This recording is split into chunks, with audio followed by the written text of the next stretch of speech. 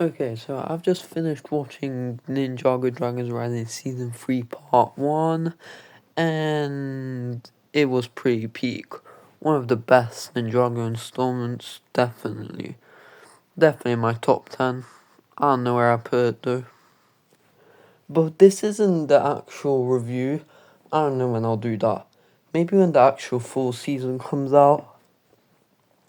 But in this video, I want to take a look at one of the missed opportunities of this season, a huge topic right now. Well, it was huge. There was so much hype for it. Yeah, we all know I'm talking about the Forbidden 5. Yeah. I loved the Forbidden 5 before the season came out. And to be honest, I still love them. But this season, it hit on every single thing. From, like, everything but the Forbidden 5. Like, well, let's just talk about it. So, let's talk about each of the members in full, worst to best. Yeah, let's just talk about the Forbidden 5, because why not? And at the end, I'll give some reasons why I think and hope they might return. Okay, so let's start with my least favourite, Kerr. Kerr turned out to be a she. I don't even know these gender confusions in Ninjago. Yeah, Kerr is pretty bad, to be honest. She does not have a personality. She does speak, and her voice is good for her, but I wish she spoke more. And her decay is really terrifying, but she only uses it like 3 or 4 times. Like, aren't you gonna decay one of the ninja? And Kerr, out of all the Forbidden 5 members, doesn't use Shatter Spin at all in this season. And there's... And she's the only one that doesn't cut one of the chains that hold Thunderfang. So yeah, Kerr just has no personality. And like Doc White says that she and Zark argue a lot. There was nothing of that in this. Another reason they might return. So yeah, that was Kerr. Oh yeah, and I forgot to say this video contains spoilers. I didn't really spoil anything with Kerr because it's just Kerr. Like, she does not have a personality. I'm sorry, but she doesn't. Her power is so deadly, but she has no personality.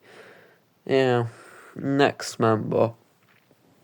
Next up, in the worst, we have Drix. Now, I'm disgusted. Drix might be one of the most disgusting things in Ninjago's history. Like, his voice is disgusting, but I love how Nox just like get out of the way when he captures Ras for him. And I don't like that Drix is the weakest, but he manages to defeat the ninja and Zark doesn't. So yeah, Drix is quite annoying.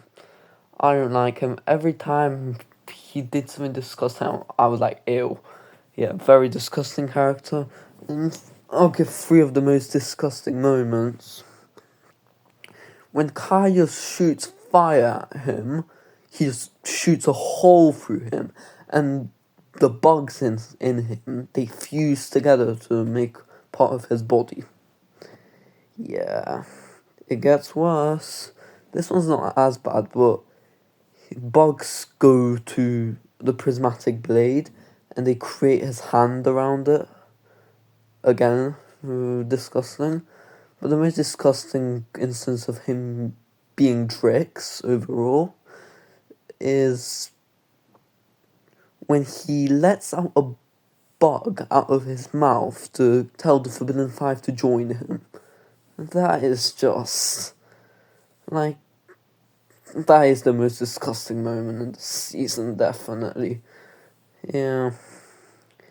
But the aerial battles with him were good. The aerial battles with all the Forbidden Five were very good. Maybe except Kai, 'cause she has no personality. But even Kai says he hates Drix. So, like, if Kai says it, it's pretty much yes. Yeah, that was Drix. Next up, we have Zarkt. Okay, let's talk about Zarkt. So, first of all, the only member to lose a prismatic blade and is actually threatened by rocks to be kicked out of the group, which was not cool. I didn't like that. But in that fight against Lloyd and the ninja, he actually showed very good fighting skills. He's not the smartest, but he's a good fighter, and I like his fighting. And he also used Shatter Spin, unlike Kerr. His voice is good. It's a good voice for him. But I think it got less deep than the one he had in Dragon's Rising Season 2. But that's just a bit of a nitpick. Yeah. But I think there's something up with his character, as he's the only character that didn't get his animal revealed by the season or by Doc Riot. Doc Riot just said no comment. So that's one of the other reasons for at the end of the video. Yeah, Zarkt. He does fly as well. Yeah. Okay, next up, number 2, we have Rox. Now, Rox is basically the egoistic maniac chatterbox of the 5. She does the talking, she laughs like a psychopath, and yeah, it just rocks. I mean, I like her, but she's not the best. She cares about herself more than the others. I like how Noct and Rox, this is going into a bit of Noct, but they're both selfish in their own ways. Like, when Rox obtains Arrow in episode 6, she just starts wishing for the ninja to be humiliated in front of her. So, yeah. And I don't think we saw her use her power at all in this season. Yeah, another interesting part. Yeah, but Rox is very threatening, but it's kind of funny when the ninja humiliate her, especially when Nia and Sora beat her. Or when Arako mocks her about the ninja. Yeah, that's funny. But the best Forbidden Five member and probably the best villain so far in Dragon's Rising, Noct. I loved him in Season 2 Part 2, and I love him in Season 3 Part 1 as well. He barely spoke, but when he did speak, it really did hit hard. So, in Episode 3, when the Forbidden Five bring the gem out to corrupt the Dragonians, that was an amazing scene. Noct is the one to do it. Yeah. And his power is basically just like Zarkt's. Just red, like lightning, shatter spin like energy. Yeah, I didn't mention Zark's power, but I like it. He didn't hit anyone of the ninjas, so that's a bit disappointing. But yeah, but back to Nox, the best member of the 5. I love how selfish he is, like when Rox says get back on the mission, but no, when Drix brings Raz to him, he just takes care of Raz. And I love when he actually does take care of Raz, and he kicks Aaron into the Chaos Storm tornado that was forming in the first round. That whole battle between the Ninja Forbidden Five and Dragonians in the air was so cool. Yeah, Noct is amazing, and hands down the best member of the 5. 100%. Yeah. And I love his dynamic with his sister. Yeah. And I love when, I know this is me just glazing Nox, but he deserves it. I love when, it's not glaze, I love when he says that Drix probably failed. And when Rox says that he's late, but he says he's probably late. Yeah, Nox just making fun of Drix. And when Drix brings him, he doesn't even say thank you, he just says priorities, priorities. Yeah, Noctis, Noctis is amazing. I've already talked about this enough. And a couple of things I did like about the Forbidden Five. The battle scenes with them was so good. That aerial battle at the end, one of the best moments in Dragon's Rising. And when one of them came, like to retrieve one of the prismatic blades of the Dragonians, they just flew in and there was like red lightning storm behind them. So that was really cool. And yeah, that was it for the Forbidden Five. They free Thunderfang. Each of them cuts a chain except Kerr, because Rox cuts too. Because Kerr brought a prismatic blade broken mark. It's not really her fault. Oh my days. Her fault, but yeah. I don't care about Kerr.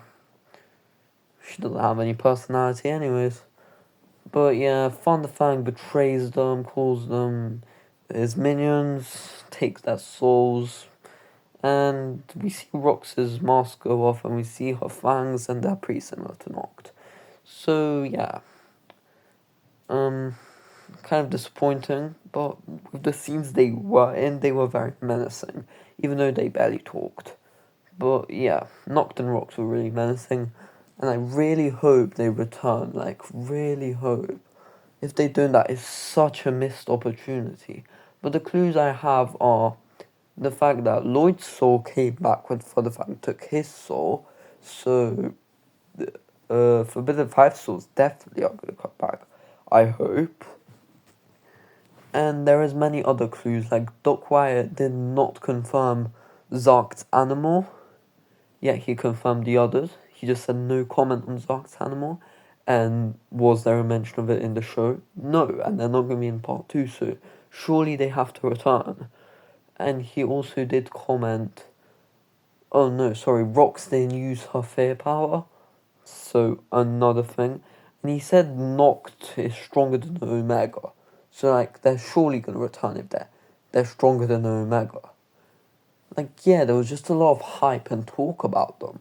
So, yeah, they definitely have to return.